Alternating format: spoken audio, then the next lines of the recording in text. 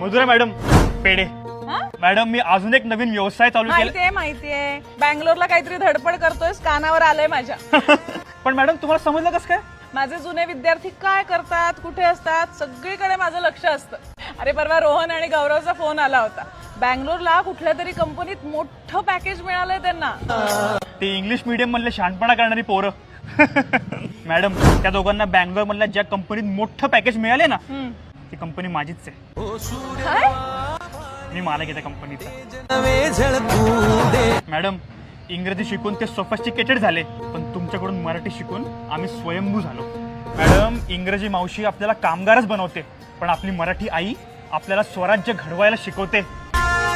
वा, वाटलं नव्हतं रे, म्हणजे धडाडीने एवढं सगळं उभं करशील. तेव्हा अभ्यासात लक्ष नसायचं ना तुझं, म्हणून. मॅडम आम्ही पुस्तकातला अभ्यास नाही करायचो, पण पुस्तकाच्या बाहेर जे जग आहे तिकडे माझं 1000% लक्ष असायचं. आणि त्यात आम्ही तुमच्याकडनं संस्कार घेतले, ते पण मराठीत. त्या संस्कारांचा आणि मराठी भाषेचा माझे बरं कमाला. अभिमान. ठीक आहे, सॉरी मॅडम. मराठी दिनाच्या हार्दिक हार्दिक शुभेच्छा. तुला सुद्धा. एकच दिन राती.